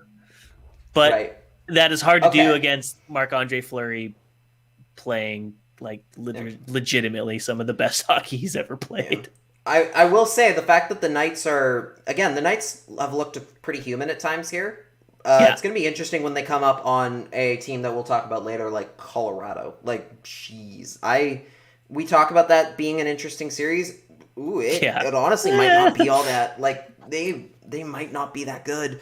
I mean, we'll see. I'm not going to totally count out the Knights because they are pretty good about not letting you do that. But I mean, it's going to be a much bigger test for them when they come up on the Avs in the next series. Okay. Yeah. So we have a debate here. We have a little bit of a debate. Like most of these series, we're in agreement as to how good or bad they are. This one, there's a bit of a divide here. There is a divide. Yeah. So you think that the Hurricanes Predators series has sucked, whereas I think it's been awesome. So I guess I'm fascinated to know why you have not been. How are you not entertained by this great series? Because Carolina is playing just okay enough to barely scrape by against a Nashville Predators team that is awful. Like, this year's Nashville Predators are not good. And they are being completely carried by Jussi Saros playing out of his mind. And even then, he's still letting in like close to 3 goals a game. It is ugly hockey by one team, and it is another team in Carolina that is basically trying to make up for how they got eliminated last year against Washington, where they were playing fun hockey, but just kind of losing on the nitty-gritty details that like come alongside of playoff hockey. And the fact that they're trying to play boring kind of playoff hockey and doing bad job at it against a team that honestly barely scraped into the playoffs and is only there because of one player. And that makes this series like such a huge, colossal disappointment because sure, they're back and forth. It's a tight series, 2-2, but just from like what I expected of the Carolina Hurricanes to accomplish, and like just because I've watched the Predators almost as much as I've watched like the Jets or Carolina Hurricanes because I'm fucking weird and watch weird teams for some reason. Me too. And we're the same. This is a team like this year's Predators had no right being in the playoffs. No. Let alone really giving it to a team that was far and away the best regular season team in the league, which was Carolina. Yeah. Okay. I see where you're coming rebuttal, from. Sir. I do see where you're coming from. That's fair. I think your reasoning specifically based on the fact that you're not so much basing it on the quality of the games as much as you're basing it on what the expectations were out of Carolina and out of Nashville. Yes. I think that's fair. Yes. However, the fact that the games have been close and entertaining has been a huge surprise. Like in terms of the fact that there's actually some intensity and it's actually been a series. I was worried this was going to go a lot closer to what Toronto Montreal has looked like versus what, or like what Colorado St. Louis has looked like rather than what we've gotten. And I think I think this is another case of, I think the Hurricanes are doing okay. Like their shot totals, like, I don't know if you saw the shot totals from Game 4, which went to double overtime. Double OT. The shots on goal were high. The shot attempts were, I believe, close to 90 or something. They were very ridiculous. High, but they just weren't particularly dangerous. They were I noticed they were the not Winnipeg as overtime one. Like those chances were like unbelievable to like the final second of every overtime period. Whereas in the Carolina Nashville series, there's shit tons of volume coming from Carolina's end, but it's like the AHL. It's just like, oh, I'm on the point, I'm on the wings, I'm gonna throw whatever at the net. Yeah, it's I noticed not terribly dangerous looking stuff. Yeah, that is fair. I actually that is one thing that I like to think every day. Like I get excited when I notice that I'm watching things more like a media person than a fan. And I was watching and I'm like, oh, Nashville is much better at getting good shot opportunities off the transition, while Carolina is having a hard time doing it unless they set up first, and they're not getting those opportunities. And I was like, oh, I actually kind of know things sometimes. Who knew? But the games themselves have been very entertaining and fun. Lots of goals, lots of shots is interesting, especially for like people who are again not as familiar with the sport. I think they just find the shots interesting. Mm-hmm. And I will say, as a goalie person, I have loved watching UC Saros and Alex Nadelkovic play. Again, these are two guys who I had no idea were doing so darn well. And here they are in this series, literally kicking ass. Both of them were great, have been pretty darn great. I mean, UC Saros is a short king goalie. I believe we're the same height. And how tall is he? Love that. What? How tall is he? 5'9". I believe he's 5... I think his NHL measurement is 5'11", which would actually put him at around 5'9", so about closer to my height. He's like 5'3". No, yeah, he's like, but he's my. I think we would be about the same height. I think we'd be eye line with each other. Okay. Because I think I'm technically 6 foot on skates, which makes no sense. But it makes sense from an NHL standpoint that of course, why wouldn't you measure them with skates on? They're never not wearing skates on the ice. That makes sense. And then Alex Nadelkovic, who has come out of nowhere to just be like, he graduates from the Charlotte Checkers last year. And I guess I don't know where the Hurricanes were situated this year. I know it wasn't Charlotte. It was somewhere else. They split with somebody. I think. They split with Nashville, and you're right. Nashville and Carolina Milwaukee split with either Milwaukee or Chicago or something. That's right. Yeah, I can't remember. And he's done exceptionally well. Like, he's looked very good. He looks like he's had a couple iffy plays here and there, but overall he's been very, very good. And to see them both doing it while playing in arenas that actually have people in them has been really cool. Like, the fans have been going nuts in those games, and I found that really good to see. Like, it was really cool actually seeing people be able to celebrate celebrate like that Luke Cunnin overtime winner. Like, that was actually awesome. Like, that was one of the coolest celebrations I've seen. Just that for sure is like made some of these series like a lot more like way better than they probably are. Like I can criticize like my perception of like how the Nashville Carolina series is going, but man, seeing Carolina fans just go fucking nuts off of any shot attempt, and when there's 99 of them in like 2 periods, you're just like, you're buzzing because you're like, man, they're fucking loving this shit. It's not even like good quality, but a shot hits the glass and they're just like, they're going crazy. I miss that stuff so much. You know what it kind of is? It kind of is like, I'm not going to say new fans, because neither of those franchises are new. Like, and like they've had good fan bases for a while. Mm-hmm. But I do think there is like something like I think in Vancouver, because we've had hockey for as long and it's been so ingrained in our city and like our country's history, that we kind of lose the excitement factor of like even just like the worst shot attempt on goal, which you never like see a puck go wide and the watch you're gonna go, oh, like every time. That's never happens in Vancouver, because everyone's like, ugh, that was a worthless attempt. Why would you shoot wide? Yeah, like it's very snobby. Like, just it is. It's legitimately like. I wouldn't have shot it there, frankly. This is like anyone. Like, literally, I was watching like when you watch like National in overtime, half the crowd is like standing up, and I'm just like sitting there like, oh my god, don't stand.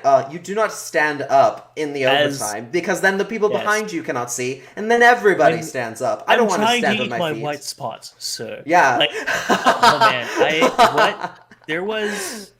I cannot remember what playoff series this was. It was against San Jose, but it might have been 2012? 13?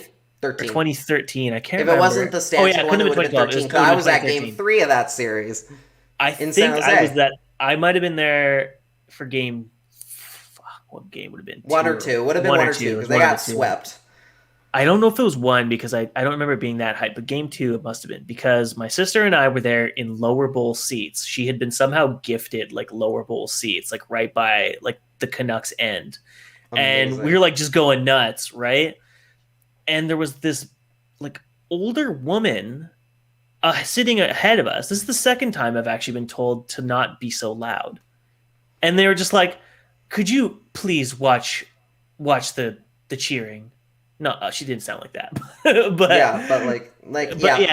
sounds like Canadian hockey fans. That's absolutely. and said, "I Canadian do lower bowl seating hockey fans 100% just yeah, like that. it's such a like a bad vibe.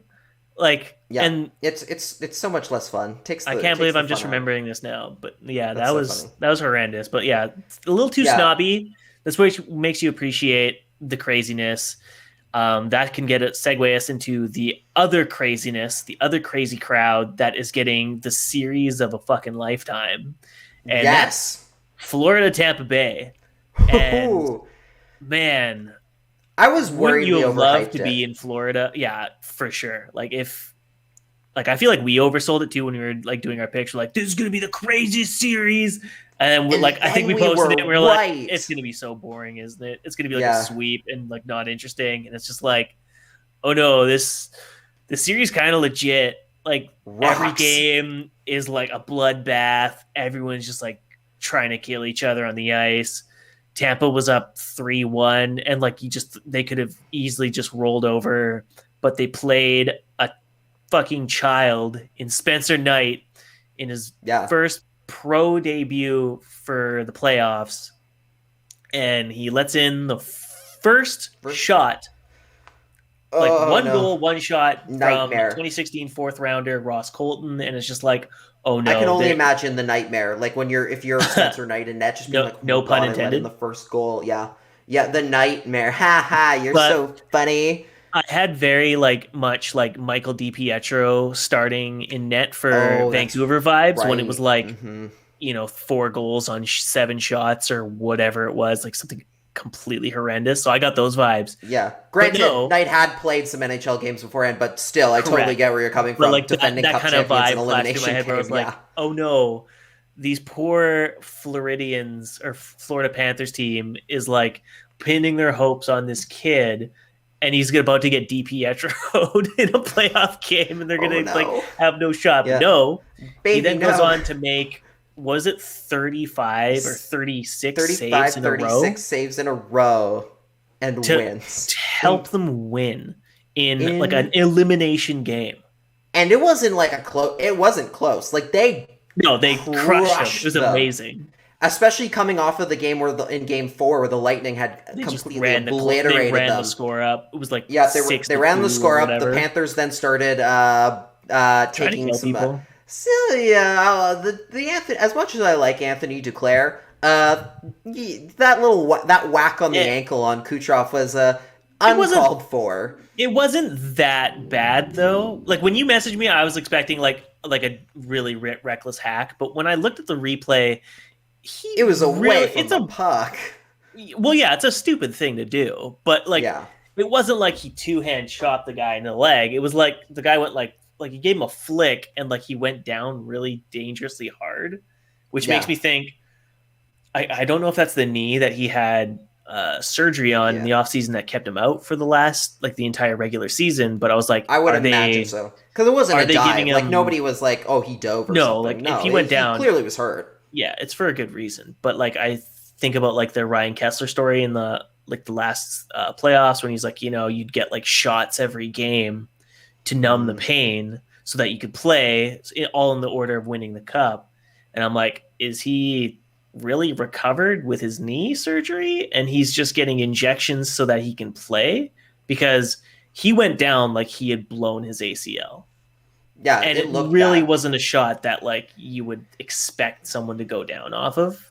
It looked like, I'm sure it was painful. It still stick to the leg. It was a clear just trying to be dirty. Like it was a clear trying to be dirty play by Duclair. You're right. It wasn't like particularly like, it wasn't a particularly villainous hack or anything. Like it wasn't like he was trying to chop a leg off or something.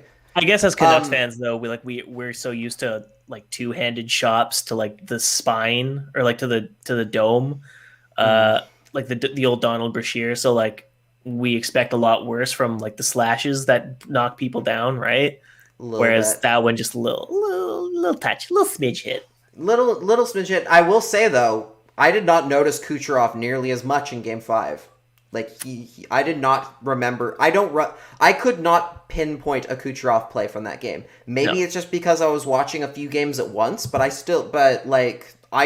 could not quiet pick out a... is what you would Yeah. describe him. Like he had the. It was it was an unusually quiet game for Nikita. He had the Kucherov. big breakout game where he had like what was it, 3 points or something like that. It was something ridiculous. Yeah. He had 2 goals and like an assist. Yeah, in that and first then game, yeah. that other night where like he's just kind of unnoticeable, which makes me think, is he just fighting through like lingering knee pain, and that's why he went down so hard, is because he was just trying to grit through it. Yeah. And then there was the Sergachev play, or the Sergachev hit in the same game. Hornquist, I think, hit him. That one, now, I'll say on that one, I think that was a clean hit. That was fine. Like, some people got really mad about it, because he did get hurt. Like, he did clearly get hurt, and then left that game. Did another case of a guy coming back to play Game 5. But it was fine. Like, it was a clean hit. The puck had just barely left his stick. It was a little bit late.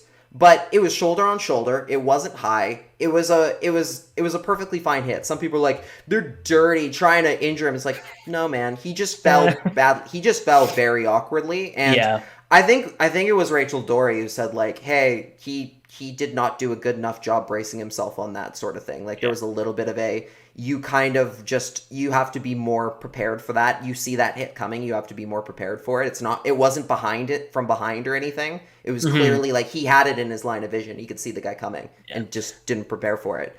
I don't know about you. Maybe you disagree, but I don't know. No, I'm pretty much in line with you. But the question is, can Florida, based on what you've seen so far, can they force a Game 7? I'd like to believe they can. I think they could. I think Spencer Knight is giving, if he keeps playing at the level he did in the last game, I think it's very possible that they could come back and win this thing. It's going to be hard though, just because they're going back to Tampa's building. I think it's going to be very hard for them. I think Tampa's going to really feed off their crowd. I think it's going to be very difficult for them to come back in this series. I think it's possible. I'm going to say yes because I love the chaos. I want a Game 7 so badly for this series, so badly. And I want to see Florida win. I believe for my bracket, I have Tampa in 7. So for that reason alone, I do want them to somehow force a Game 7. Yeah. Also because it'd be really good, like for Coach Q, if like all of a sudden like he goes to Florida. He has that like kind of rough, awkward season where nothing really happens, and then he manages to take like a team with a bunch of complete nobodies in his bottom 6, the balls to put in Spencer Knight in your starting game in an elimination game because Dreger and like Bobrovsky are doing nothing for you. Like that is not something you would expect out of like a 182-year-old head coach. So yes. That rules. And to see him get like what he could do if they forced a Game 7, like the kind of crap he would pull out of the hat, like I'm all for like team chaos, what can this coach do to will his team to a Game 7? Absolutely. And this is also good for like, and what else this is good for is hockey in the state of Florida. Like that's huge. Oh, for if sure. That game gets to Game 7. Like it's already like there's already been articles coming out of Floridians literally finding hockey for the first time from this series. Imagine if it gets to Game 7. Like, that would be chaos for Florida. You'd have people, like, showing up with alligators, like, outside. Like, their pet someone alligators. Someone throws an alligator on the ice? Oh, no. I don't like that. That would be very dangerous. That would be very Florida. It sounds very cool.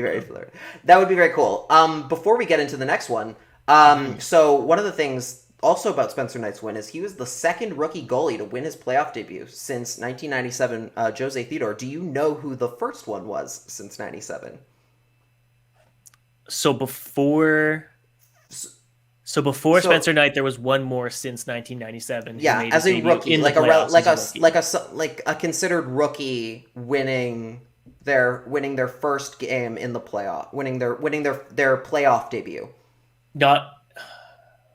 But not necessarily in their rookie season? Like, no, there would be a rookie. So, like, for example, like, Luongo, he won his first playoff game in 2007, but he wasn't a rookie. He'd been... Right, okay. So I was going to be like, wouldn't that just be Thatcher Demko then? But it is Thatcher Demko. He is the considered... Oh, really? Yeah, he's considered the guy. because he was technically Oh. not a rookie that first. He was because he only finished the last like 20 games as like the backup or something. Right, In right. the first year. Last year was technically his rookie first year. year. Yeah, it's technically his rookie NHL year, and his win Damn. against the Golden Knights. Him TIL. and Knight are the only rookies since Jose Theodore in '97 to win their first playoff game, their Damn. first NHL playoff game. That's Wow. pretty damn cool. Why don't we close out with the final two brackets then, where, interestingly enough, like pretty much outside of the Colorado Saint, I mean, actually, I take this back. Ignore what I had just said. Every single series so far has basically been a battle of goaltending. Mhm. Boston, Washington, you had Tuukka Rask playing out of his mind. You had Good for him. Vitek Vanacek go down with a very unfortunate injury in That game one sucked. and pretty much just sunk Washington's chances because they had Craig Anderson. Who And was then after great, that, who for was the fine. record. He was Yeah, great in game 1 and 2. He was actually yeah, really, they really absolutely good. needed him. But it was like when Craig Anderson was like your first hope, it's like, oh no. Nope. Oh no. And Tuukka Rask And- deciding to be like in this very, very great like fit of I'm gonna stick it to Boston fans by winning them a cup with unreal goaltending, and then I'm gonna walk in the off season because fuck Boston fans. That's really cool. I would kind of enjoy that. Like that would be very it'd be funny. so awesome. I did it like literally he lifts the cup and then he's like, I did it alone. Like Yeah. that'd be very funny. Just me. As much as I did hate it. Boston, again, as much as we hate the Bruins, we do want good things for Tuukka because they don't deserve him. They really don't deserve him. And then there's I was on. Sorry, I don't mean to cut you off, even though I do it all the time. yes. I was on like a little thing with Chris Faber. It was for a school project of his, and it was like, "What is your guilty pleasure in hockey?" And I said, "I hate to admit this, but I kind of really respect and enjoy watching what the Boston Bruins have done with their team." And I hated admitting it because I should want them to fail at all costs because they're fans of the worst. My aunt is the most bandwagony Boston Bruins fan because she lives in Boston.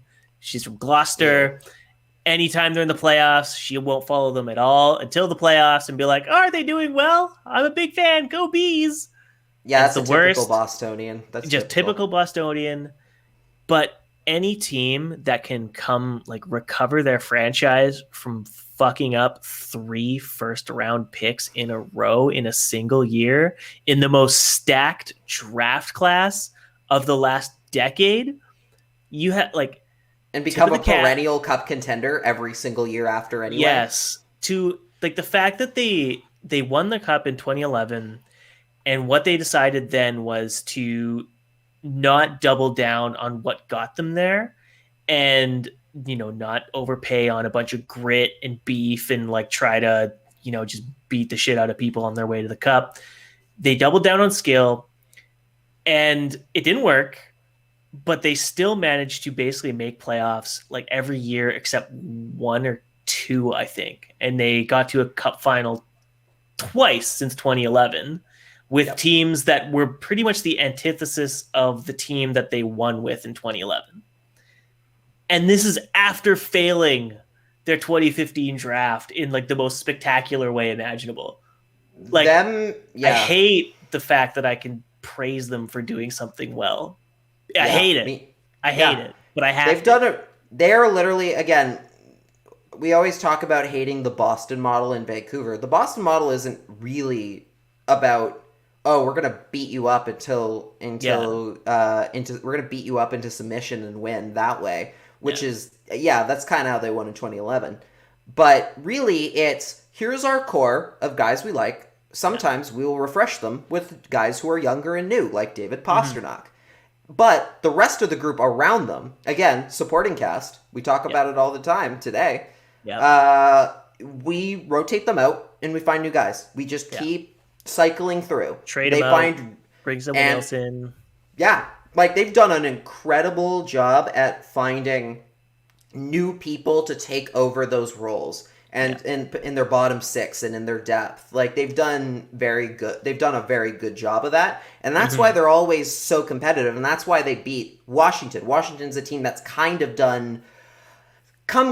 they've kind of done a little bit of that. Like they've tried, but they also really haven't. And they also because they really couldn't. bet. Yeah, right? They've also given out contracts to guys who helped them win a lot. Yeah, so they've kind of gotten stuck. Yeah, like Boston's whole model is like, they had their core signed. They had Pasternak, they have Marchand, they had Krejci, they have Rask, they have what's his name? I can't even pronounce it. Grzelich, whatever. Grzelcyk. Wow, not even close. I need to eat. But they have all these guys that are like the key core pieces that contribute, and then they rotate in all these really young guys, like at a rapid pace. Like last year it was, like 5 or 6 guys filling out their bottom 6 and their D-core. And then this year they lose Char, they lose Krug. What do? They rotate in Grzelcyk, McAvoy, Zaboral, Riley, Clifton, like just like 50 different guys. Basically. Yeah, they pick up Mike Riley from Ottawa. Yeah, that was a huge get.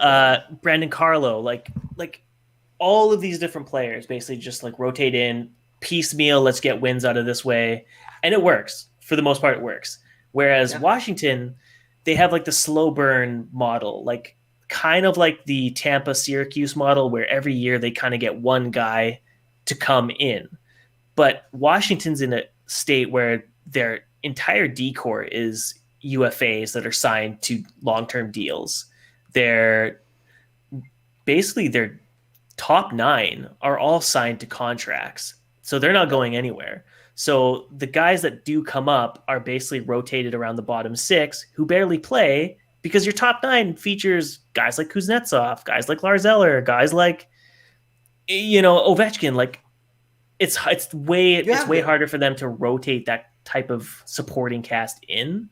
And we saw it in this series against Boston, where they're looking a little old. Yeah, I was going to say, literally, notice how the Capitals look older as a team than the Bruins, even though the Bruins that core has won a cup a lot earlier than the Capitals did. Like 6-7 years they predate them. The 2011 team predates them.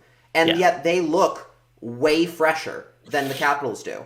Yeah. And that's because and that's exactly why. One team has done a very good job at rotating out and bringing in new people and not getting hung up on names and people who got them to championships, which, you can argue whether or not, like, hey, loyalty is everything. Like, you can argue that loyalty, but in the sports world, sometimes that has to take second. That has to take second if the team's not winning. Yeah. And the Capitals have kind of run into that situation where they're learning the hard way that, hey, you kind of need to do that sometimes. Sometimes you're gonna need to let go of guys, even if they did win you a cup. And maybe for some people they want to win. They're fine with losing out with the guys who won them a championship because they got them that cup and they got the one, so they're like, well, we got the one. And that kind of makes sense in a general sense of, like, say, Boston is a team that as a franchise has won a bunch of championships, so there may be less care, whereas Washington only has the one, so they're more likely to be like, well, we want to reward the guys who finally got it done for us, right? Right. So, and there are lots of different ways to look at it, but yeah, I think they need to go in a bit of a different direction, not in terms of their core, they just need to find better... They need to get younger in a little bit, make a better effort to start piling up some draft picks. Because, I can't even remember the last time the Capitals had, like, a big name, like, prospect coming through their pipeline or anything outside of Jakub Vrana, who's now a Red Wing. So that's kind of where you maybe need to start going in that direction. Ovechkin will probably re-sign even as a UFA. I think it'll be fine. Yeah. I'm not even going to consider that he'll go anywhere else. Kuznetsov, they might move on from, though. We'll see about that one. Yeah. And then they have good pieces, though, that they could sell. Like, they could sell a bunch of pieces and probably do, like, the retool on the fly. Like, it's just like a matter, like you said, like, if ownership is like, reward the guys that we love. They won us our cup, and we're just kind of rolling off of whatever goal total that Alex Ovechkin's going off of. We're fine with that.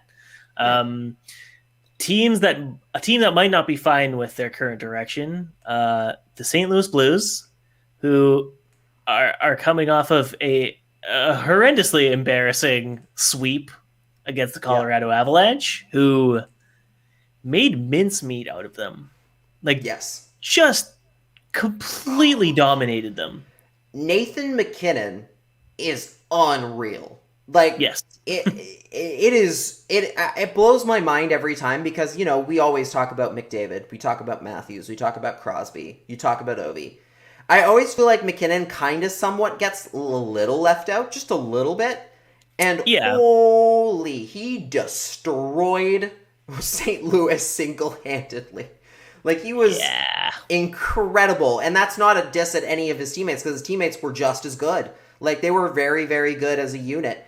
And yet, in came just... MacKinnon just took over. You know...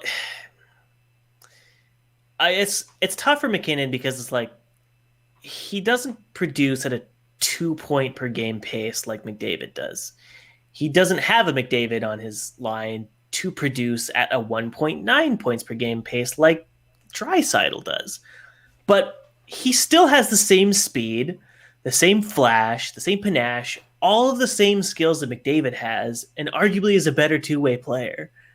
But he's just like not the 2-point per game guy. So he kind of falls under the radar, which is going to happen when you have McDavid, you know, dominating Ottawa with 4-point games every single time. But I thought he should have won the Hart Trophy last year rather than Draisaitl. I thought it should have been him. He was incredible last year, and this year he was pretty darn good, as it were. Any pick would have been better than Draisaitl getting the first place vote and Connor McDavid getting the second place vote. Yeah. We've been over this a few times because yes, it's so painful to revisit that vote and the people that were putting their ballots out there. And it was like Draisaitl 1, McKinnon 2, McDavid 3. It's just like people that clearly don't understand the MVP, like what it means, what it stands for. Most valuable player to his team. Yeah. You know, it's in the description. Needless to say, the Avs looked very strong in that series. Yes. St. Louis, oh boy, they have fallen hard since they won. They need a goalie so bad. Speaking of which, I have a picture to show you from Instagram that Philip Grubauer posted. I don't know if you've seen the this. Best picture, frankly. Yes, memories from Game 1. We can end the podcast with just this image because it is so iconic. Amazing. It's literally Jordan Binnington pretending that he wants to fight Philip Grubauer and having a ref holding him back, and Grubauer just looking at staring him down. Incredible. I think another Avalanche player also posted a picture of Binnington looking sad, and it's so it was funny. Oh God, who was it? But his quote was amazing. It was I didn't score this goal, but I loved the picture anyway. It was something like that. It's just him celebrating with Binnington just head down to the crease. So good. I will say, if Binnington is doing a bit just to be a heel, he's doing a great job, but I don't think he is. I think that's just him. But no one gets paid in the NHL to be a heel. So, you know what I mean? Like in fighting, like in the UFC, if you can really convince people that you're a heel and you're just a shitty person, people will pay to watch you get knocked out. You make money that way.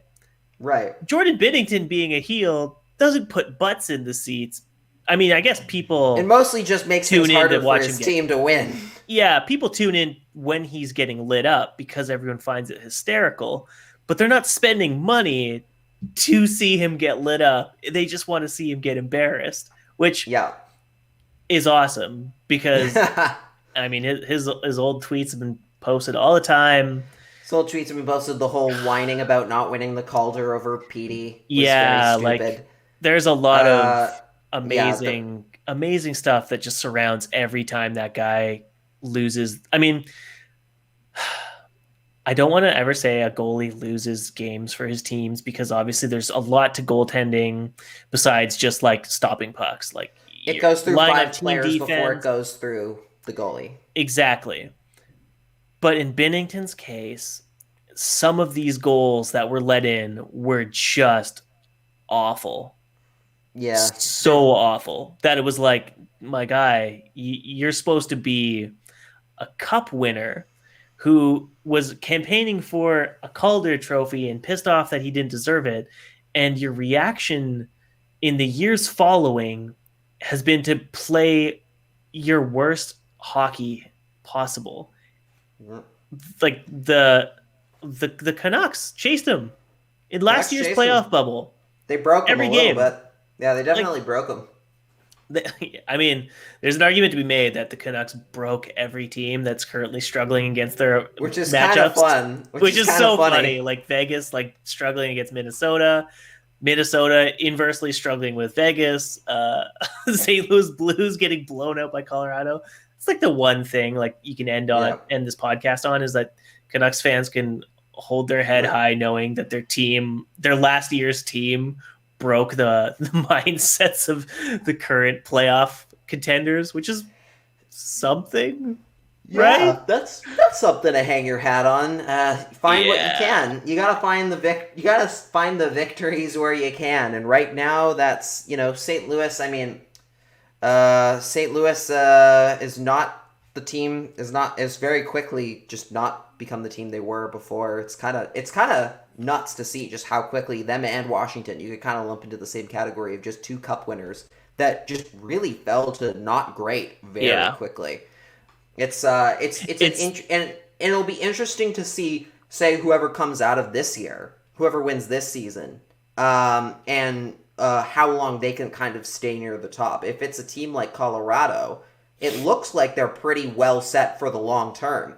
It's going to be, and we honestly haven't gotten a lot of teams that have won, in that situation since Chicago, since the early Chicago team. So it'd be very interesting to see how long a Colorado or a Carolina or I'm trying to think of who else you might put in that category. Toronto would be kind of guess technically like teams in that spot as well. Yeah, Toronto's Florida, Toronto's a bit more finite because of the whole like Matthews contract is up in like only like 2 years or something like that. So there's a bit more of a time restraint, but yeah, like as you said, Washington, St. Louis Blues, like they win their cups and it's just like a dramatic instant drop off in like competitiveness. Whereas Tampa Bay won less than 7 months ago. Or 8 months ago, or whatever it is, and they're poised to possibly repeat this year if they can get past Florida, which would make it realistic of them that they might be able to do that. Yeah, it makes you wonder, like, okay, is this like because Washington and St. Louis are pretty much the same teams. St. Louis maybe not so much, but Washington's basically the same team that won their cup minus Braden Holtby, arguably better in net than when they had Braden Holtby. But they just look like they're just completely checked out. St. Louis Blues, they look like they don't have any faith in their goaltender, and as soon as they get a goal against, they're like, ugh, fuck it. Yeah, let's go Dolphin. Yeah, the compete was gone. The compete was definitely gone by the later stages of that series. Yeah, and the last thing that basically came from that series, which we're still kind of seeing the residual effects from, which is the Nasm Cadre suspension. This was talked about on 31 Thoughts that I was listening to earlier today. They were kind of laughing that, there's so many factors that go into it that for all they know is that Cadre could appeal his suspension of 8 games and come away with it with a worse suspension because of his history and just how reckless his hit is. So as he's just said... Yeah. We are Team Chaos, so it would be so funny is if he appealed and he came away with like a 13-game suspension instead. I'd honestly feel bad. I'd honestly feel so bad. That'd be so amazing. Like okay, the hit he made was garbage. Let's get that out of the way. That was a garbage hit, and I think a lot of people were talking about how like that's one of the worst hits we've seen in a long time. Like we've seen some bad hits, and that was up there. It was the most egregious headhunter type shot in a while. Yeah. It was a completely stupid hit to try and make. There was nothing you were doing except trying to injure somebody. Like that was a very clear bad hit. Yeah.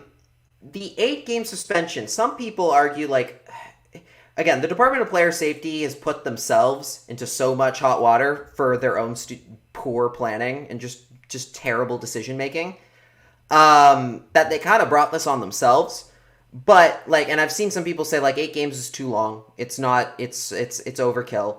But in reality, and as far as compared to like other players, it does look like that because not a lot of players get 8 games in the playoffs on a suspension for similar hits.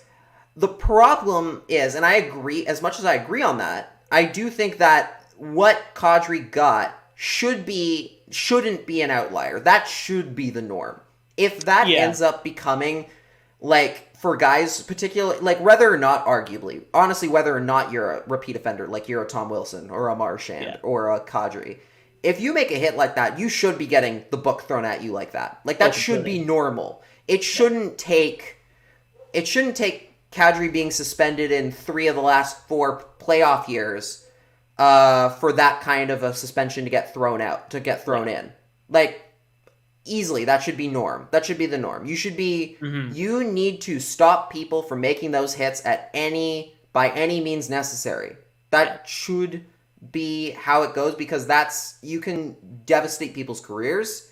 You just ruin the sport. The sport's not fun when you're seeing guys get their heads just blown up like that. Like, you just can't do that. It needs to be cut down as quickly and as easily as soon as possible. So hits like that and suspensions like that should be the norm, but I understand when people get upset at how long it is just based on how long it is compared to other repeat offenders. And I think that's valid. I think there's clear validity to the fact that it's unlike a lot of other people suspensions.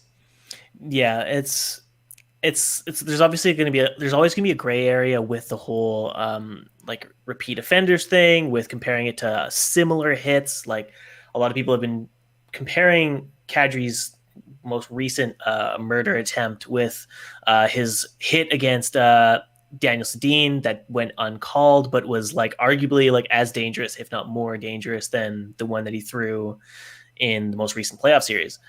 And so I see why he'd want to appeal it. Of course, he's like, I want to get back into playoffs, and I've never seen an 8-game suspension in playoffs before.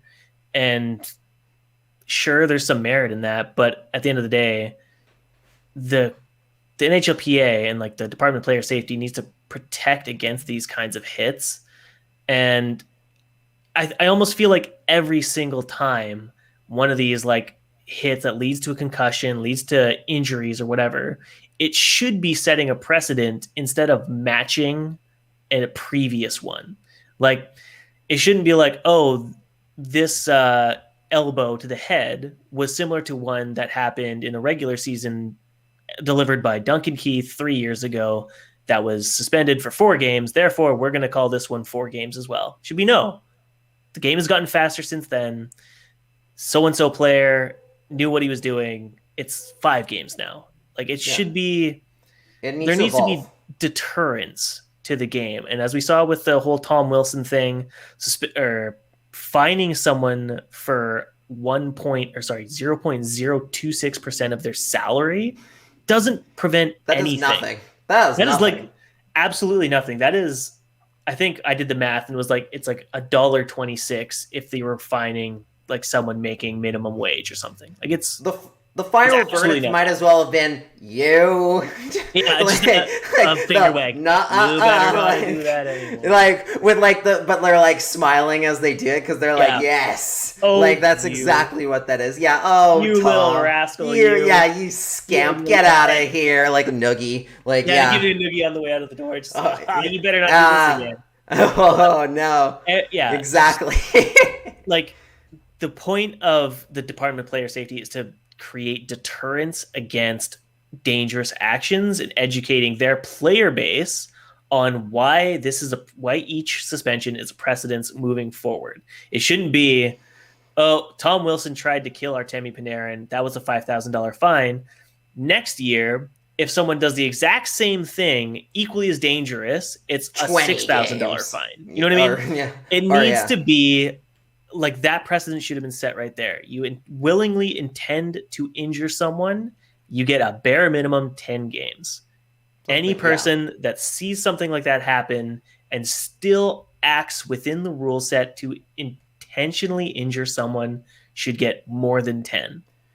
I do think situational should matter to a certain extent, but I do agree with you in principle. Yeah, like I do, I do think if there's there can be I do think the situation that it's based on can matter to a certain extent as well. Like I don't necessarily think it should be just very much this is it, this is set. Like I understand why like precedent is important to a certain degree, but the problem is they throw it in too often and they go, well, and you like you said, they go too often. Well, it was 3 games then, so it's still 3 games, or it's less or something like that. It should be, they should do a little bit more it needs to, what happened here needs to be with Cadre needs to be a regular situation for players, for any player that makes the same hit. It shouldn't matter what player you are. You should be getting similar suspensions for that sort of thing.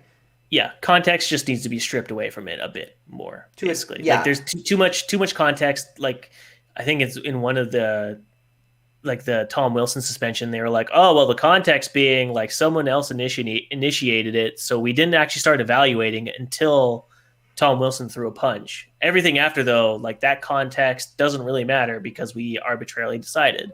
But we've also made it arbitrarily decided that the context leading to the entire scrum is what matters. So, strip away all the context and just look at it for what it is. It was some guy trying to take someone's head off, minimum 10 games, minimum 10% of his salary, cut off a finger, eye for an eye, so he has to get concussed. That's the problem already. The eye for an eye thing is the problem now.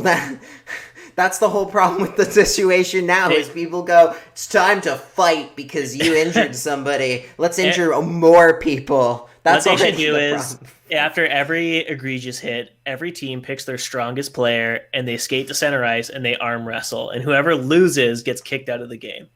That's the only fair thing they can do. Rock, paper, scissors. Let's go. Center ice. Oh, the fans would get pumped for that. They'd get pumped. The whole building chanting rock, paper, scissors, and then nobody can agree on what. They circle out for the reset every time, so it's like a face-off draw. And then no one can agree with whether you go on scissors or you go on shoot. Then they fight. They fight that's because a whole they're mad other, at who's going early. That's a whole other and then that's a coach's challenge. Just gets a whole mess in half. We're creating a way more interesting. We're great at this. We're great. Should we build our own league? It's the XHL. The XHL. Oh no. Anyways, the XHL will be a topic of discussion for a future episode. But totally. I think this pretty much wraps up that's definitely off the post content. Yes, that'd be a great off the post. Insane rules. Random. Let's build a league with our own rules. Yeah, exactly. Yeah. Okay, that's Until good. Then, though, I have been Cody Sievertson. You can follow me at Cody Sievertson on Twitter and commentsharvest.com. I finally finished tracking the last game of the Utica Comets season, even though there's so many weird factors that kind of stem from how meaningless the hockey was. I'm going to try and analyze how the players did and what to expect for next season. Lachlan, what and where, who, how, why, all of that relating to yourself and your person. Why is a bit of a loaded question, but you can find me on Twitter, Instagram, and Facebook at Lach and the Crease, as well as TikTok, I should mention as well. And you can find my writing at lachandthecrease.com. I posted the final North Division Power Rankings on Sunday. And then the next article coming out that I am just getting started on is the Lach and the Crease Awards, the second annual. They should be fun. Might try and do some new stuff in there to make it more interesting, add some new trophies, that sort of thing, if you're into that. And make sure you check us out on Patreon if you want more of this show. We do the Off the Post for $5 a month. You can join our bonus pod squad like so many of your friends and get our Off the Post episodes that we do. Try and do every single week, more or less. We're getting better. We're getting better at the regular. It's obviously a lot easier when there isn't 4 AHL games every week, and I actually have free time. Yeah. But so until we'll have then, one coming out soon. And then follow us on all of our on our podcast platforms: Spotify, Apple, Google, TuneIn, whatever you use. Make sure you leave us reviews. It really helps us out. Make sure you hit subscribe if you're watching on our YouTube channel. You can get the video versions of the show. Hit like on that as well. And that's about it for us. Thanks for tuning in, guys. Appreciate it. Love you so much. Love you all fucking much. We'll catch you on the next fucking episode. Bye. Bye.